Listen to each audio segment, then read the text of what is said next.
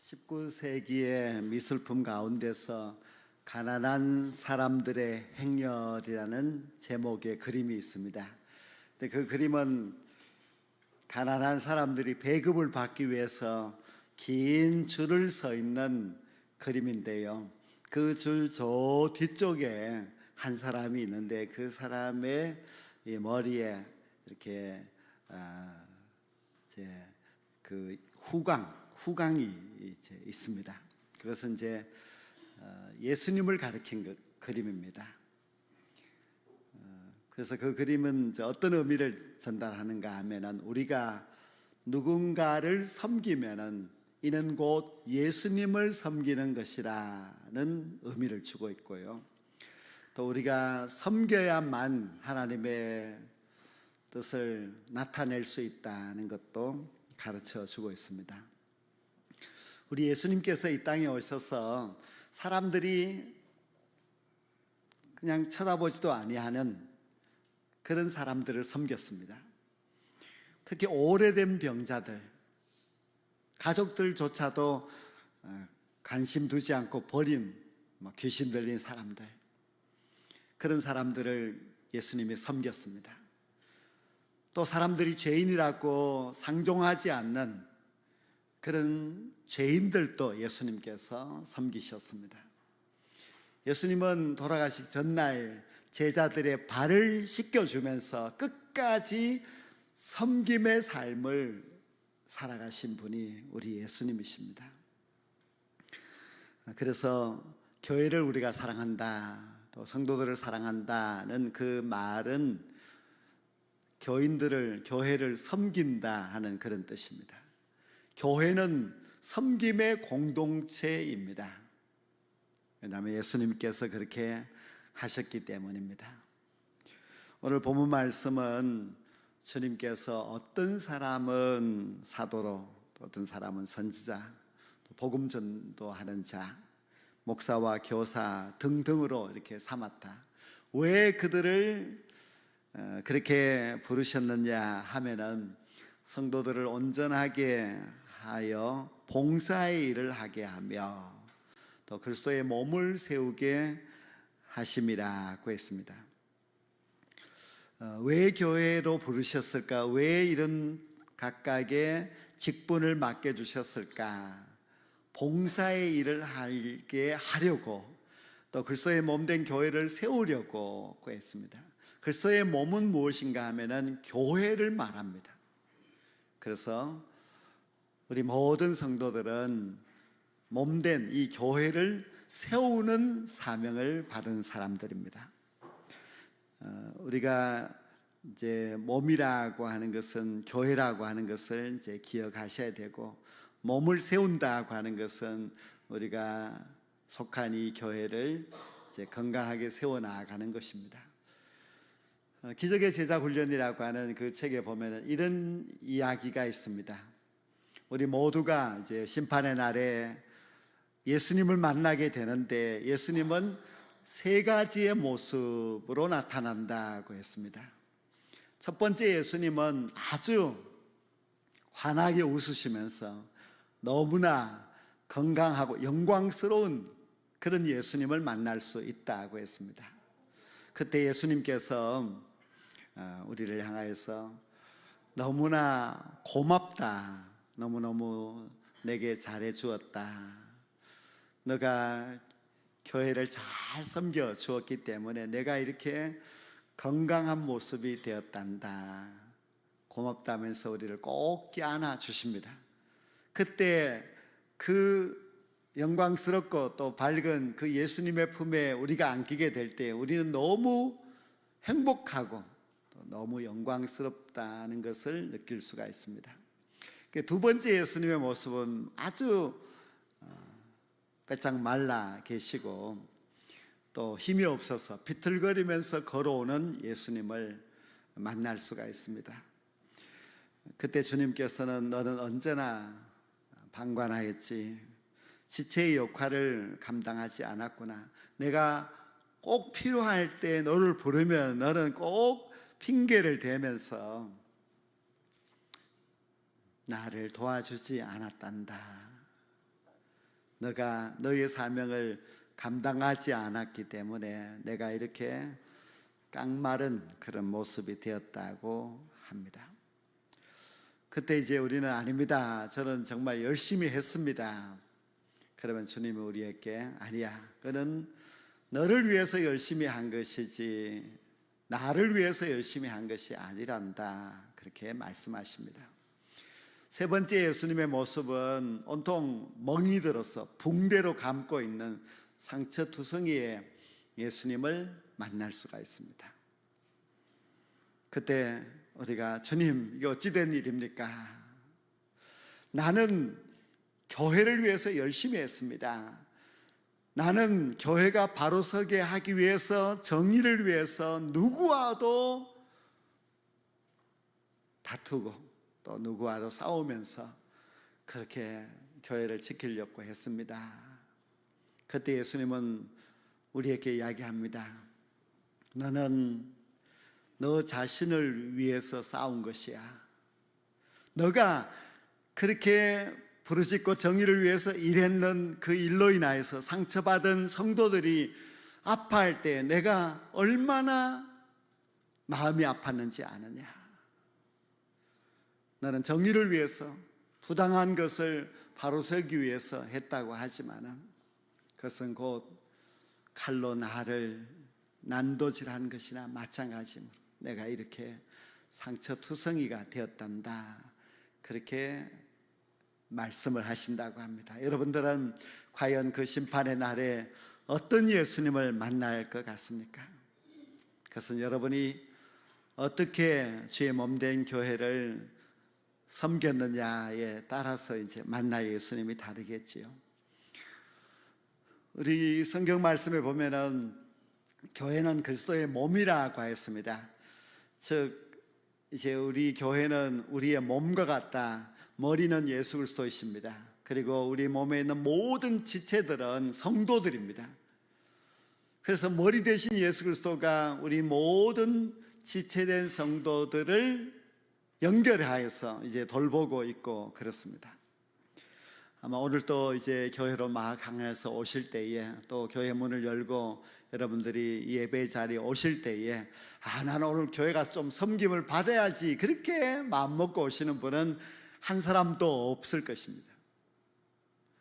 여러분들이 예배 자리에 이 교회에 오실 때에 내가 오늘 이 교회를 위해서 어떻게 섬길까 생각하고 오셨겠지요. 어떤 분들은 내가 오늘 아이들을 좀 열심히 정성껏 잘 가르쳐야 되겠다. 또 어떤 분들은 내가 찬양의 은사를 가지고서 예배를 돕고 성도들에게 은혜를 끼쳐야 되겠다. 또 어떤 분들은 봉사, 주방 봉사 맡아서 열심히 밥을 해서 우리 성도들을 섬겨야 되겠다. 이렇게 하시겠죠. 또 내가 안내하는 위원들이든지 저 밖에 있는 아이들이 세워놓은 자전거를 정리하는 일이든지 아이들이 벗어놓은 신발을 정리하는 일이든지 떨어진 휴지를 줍거나 또 밖에 있는 풀을 뽑거나 예쁜 꽃을 키우거나 저마다 하나님께서 내게 주신 은사를 따라서 내가 이 운남교회를 좀 건강하게 만들어야 되겠다 하는 그런 마음으로 섬기기 위해서 아마 교회를 향하여서 오신 줄로 압니다. 우리 모두가 운남교회에 소속된 소중한 지체들입니다. 우리가 교회를 사랑하고 또 교회를 섬겨 나아가게 될 때에 그것은 곧 나에게 큰 복이고 또 그것은 천국의 나의 영광이라는 것을 항상 기억하셔야만 합니다. 예수님께서 이 땅에 오셔서 자신이 왜 이 세상에 오셨는지를 말씀하실 때에 나는 섬김을 받으러 온 것이 아니라 섬기러 왔다 하시면서 어떻게 섬기는가 하면요, 자기의 목숨을 많은 사람의 대속물로 주려 함이니라고 했습니다. 예수님은 섬기러 왔다고 하시면서 자기의 목숨을 대속물로 주는 그런 섬김을 하시겠다고 말씀하십니다. 예수님이 왜 자기의 목숨을 대속물로 주셨는가 하면은 영혼을 구하기 위하였습니다. 최고의 섬김은 영혼을 구하는 일입니다. 우리가 물론 여러 가지 섬김을 하지만은요, 최고의 섬김은 내 자신을 희생시켜서 죽어가는 영혼을 구원하는 일이 가장 값진 섬김입니다. 우리나라에 제일 1등으로 온 선교사님이 계시는데 그분의 이름이 토마스 선교사님입니다. 영국 선교사님입니다. 이분은 영국에서 태어나서 자라서 24살에 목사 안수를 받았습니다. 그 해에 결혼을 하였습니다. 그리고는 이제 선교사로 배를 타고 출발하여서 중국 상해로 왔습니다. 그러나 도착하여서 그 안에는 죽고 말았습니다. 중국 선교를 하려고 하다가 이 한국이라는 나라, 그땐 조선이죠, 있다는 것을 알게 되면서 나는 조선에 가서 선교를 해야 되겠다.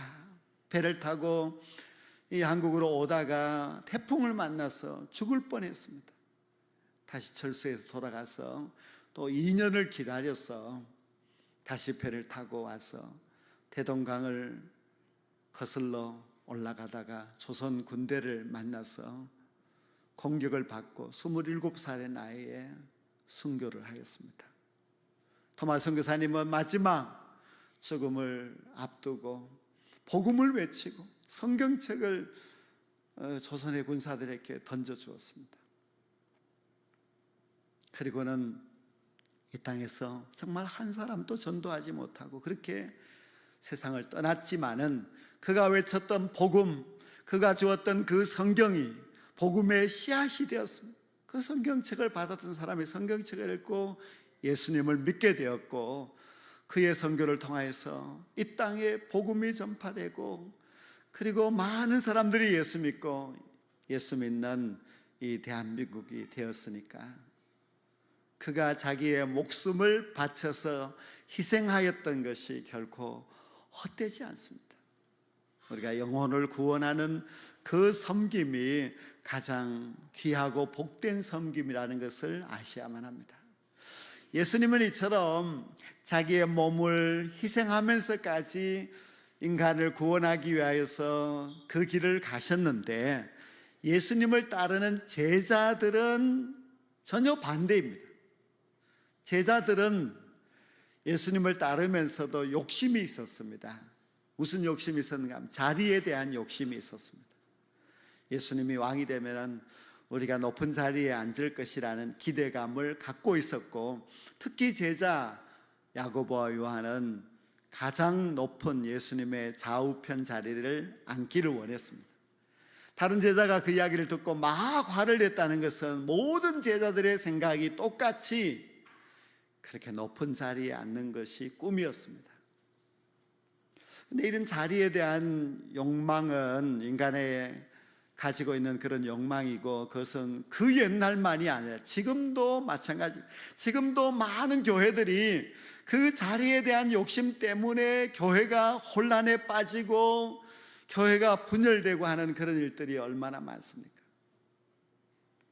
정말 사람들은 너무나 자리에 대해서 경쟁하는 마음을 가지고 있는데요, 그 마음은 결국은 자신을, 교회를 잘못되게 만드는 그런 큰 문제입니다.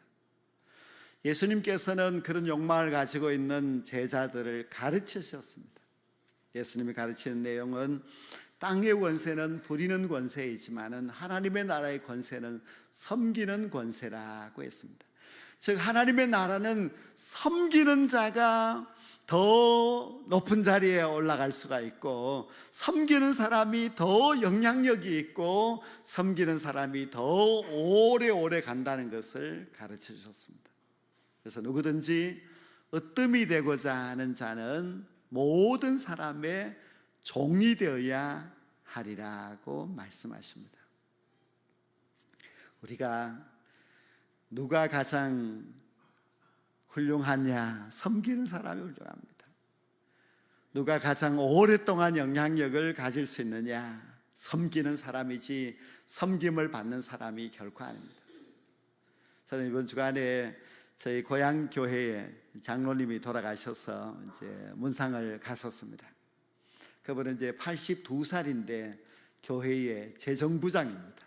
왜 82살이 재정부장인가 하면은 교인들이 열 몇 명 다 80세 이상 되는 노인들이니까요. 그분은 재정부장만 한 것이 아니라 교회의 재정을 위해서 정말 죽도록 열심히 일을 하여서 헌금하고, 그 시골 가난한 교회가 그래도 지탱해 나가도록 참 많이 수고를 하셨습니다. 그런데 그만 세상을 떠나고 이제 재정부장 맡을 사람이 이제 없는 것입니다. 그 지난 수요일 예배 드리는데 온 교인들이 그 장로님의 빈자리를 보면서 다 마음 아파하고 눈물을 흘렸다 하고 그런 이야기를 들었습니다. 우리가 이 자리에 앉아 있지만 우리도 언젠가는 이제 이 자리를 비워두고 떠나가게 되는데요, 우리가 떠났을 때에 내 빈자리를 보고 마음 아파하고 그리워하고 안타까워하는 그런 성도들이 있어야 되지 않겠습니까? 누가 그런 사람이 될 수 있느냐? 섬김을 받으려고 하는 사람은 절대로 될 수가 없습니다. 그러니까 교회 와서 막 섬김을 받으려고 하던 사람이 떠나가게 되면 사람들이 금방 잊어버립니다. 그러나 섬기던 사람은 그가 떠나도 오랫동안 사람들의 마음속에 남아있고 그를 그리워하고 안타까워하게 됩니다. 그래서 섬기는 사람이 더 하나님의 나라에서는 귀중한 사람들이고, 섬기는 사람만이 교회에서 너무너무 중요한 그런 사람이라는 것을 우리가 잘 알 수가 있습니다. 우리 몸에는 많은 지체들이 있는데요, 근데 이 모든 지체에 어디에든지 암이 생길 수가 있다고 합니다. 그래서 보면은 우리 교인들도 이제 암 환자들이 여러 분 계시는데 그냥 볼 때에 저런 암도 있어요 싶은 그런 암도 있어요. 근데 우리 몸의 지체 가운데서 암이 절대로 안 걸리는 곳이 있어요. 그것은 어딘가 하면은 심장입니다. 우리의 심장은 거기에 암이 걸리는 법이 없답니다. 우리 심장은 태아가 엄마 뱃속에서 1개월이 되면 그때부터 심장이 뛰기 시작합니다. 언제까지 뛰느냐? 죽는 날까지 뜁니다. 심장은 죽을 때까지 충성합니다. 심장은 계속 운동을 합니다. 그래서 심장에는 암이 걸리지 않는다고 하는데요, 우리도 마찬가지입니다. 우리가 교회 와서 열심히 죽도록 충성하면은 절대로 영적인 암이 걸리지 않습니다. 그러나 우리가 일하지 않고 일을 멈춰버리게 되면 우리는 영적인 암이 걸릴 수가 있습니다.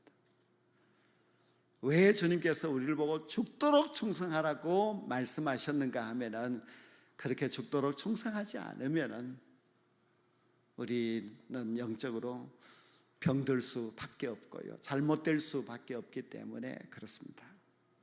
그렇다면 우리가 어떻게 주님을 섬기고 또 교회를 섬겨야 하는가? 제가 오늘 3가지만 마지막으로 말씀을 드리려고 합니다. 우리가 교회를 섬기고 또 주님을 섬기려면요, 첫째는 사명감이 있어야 됩니다.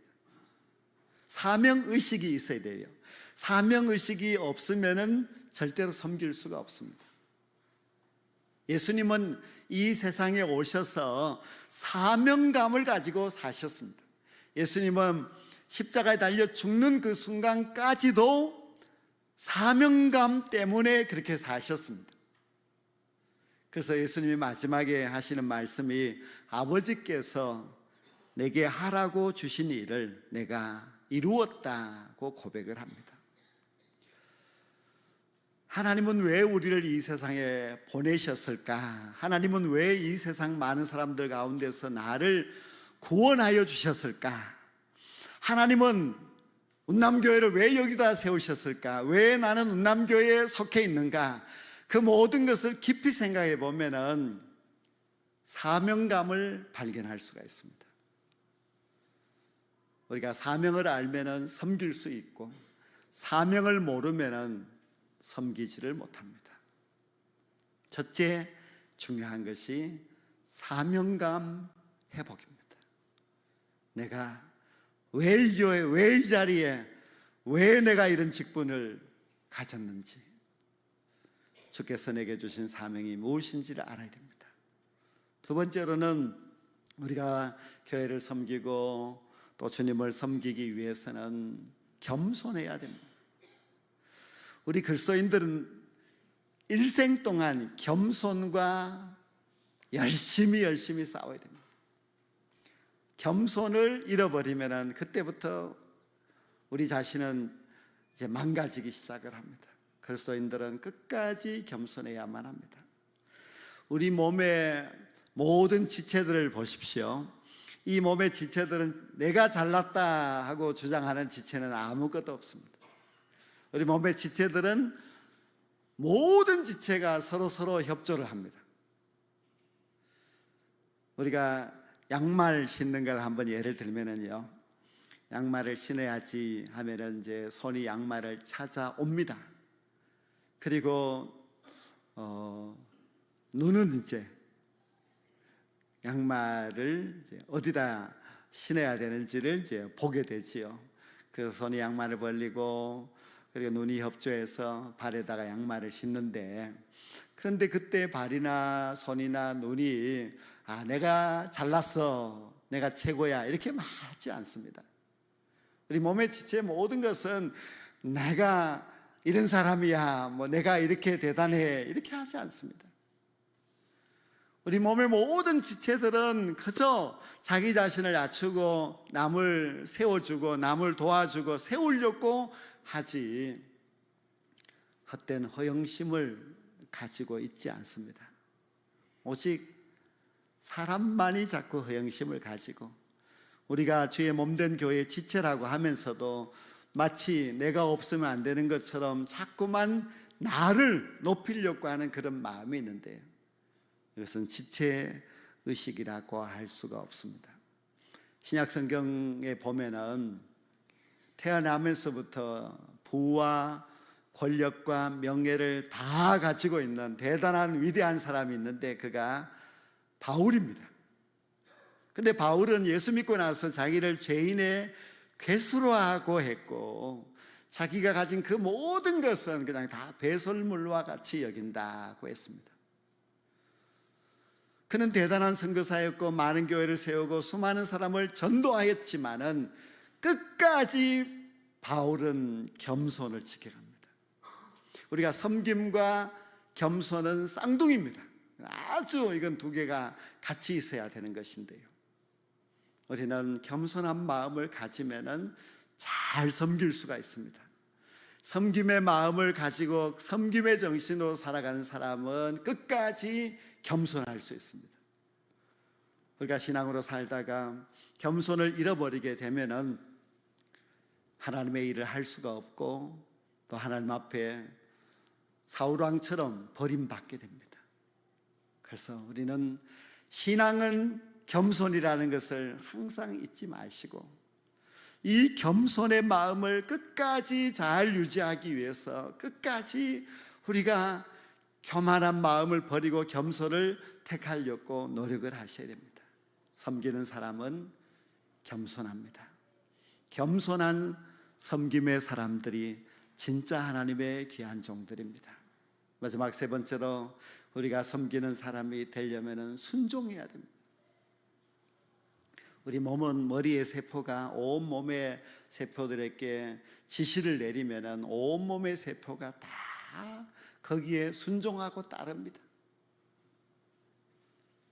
그런데 이 머리의 세포가 지시를 내려도 따르지 않는, 순종하지 않는 그런 세포가 있는데 암세포입니다.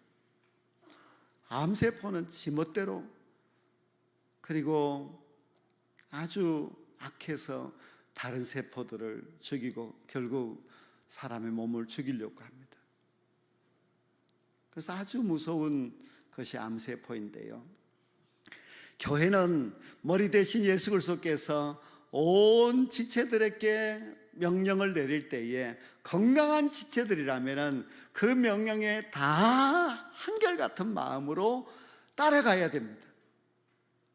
그래야만이 건강한 지체이지, 정상적인 지체이지, 그 명령에 순종하지 아니하고 자기 멋대로 자기 고집대로 하겠다고 하는 것은 영적으로 암세포와 같은 그런 존재입니다. 우리가 부모의 자녀를 하면은 부모가 아무리 부족해도 부모에게 순종을 합니다. 한 나라의 백성이라면은 왕이 내리는 그 명령에 순종할 때 나라가 평안하고 나라가 발전할 수가 있습니다. 교회도 마찬가지입니다. 교회가 만약 이 하나님의 거룩한 공동체라면은, 우리가 주의 몸의 교회의 지체라면은 주님의 명령에 따라서 순종하면서 살아가야만 합니다. 여러분들께서 왜 교회에 오십니까? 왜 운남교회의 지체가 되셨습니까? 그 이유는 섬기기 위해서입니다. 왜 우리가 예수님을 믿느냐? 잘 섬기다가 주님을 건강한 모습으로 만나기 위해서입니다.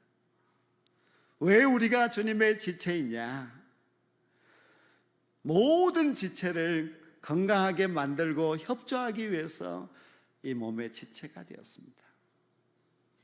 주의 몸된 교회에 지체된 성도 여러분, 우리의 사명은 너무나 분명합니다. 우리가 주님 만나는 그날까지 해야 될 그 일은 섬김입니다. 더 잘 섬기는 사람이 더 영향력이 있고, 더 겸손한 사람이 더 하나님 앞에 귀중하게 쓰임 받을 수가 있습니다. 주님 만나는 그날까지 주님이 내게 주신 그 사명을 위하여서 겸손하게 순종하며 잘 섬기게 될 때에 주님 앞에 서는 그날 부끄럽지 않는 주님의 종이 반드시 될 줄로 믿습니다. 우리 운남의 모든 성도들이 각자의 자리에서 잘 섬겨서 우리 운남교회를 건강한 교회로 만드는 데에 여러분 모두가 다 일조하여서 하나님 앞에 큰 일꾼, 또 하나님 앞에 칭찬받는 일꾼들이 꼭 될 수 있기를 주님의 이름으로 간절히 축원합니다.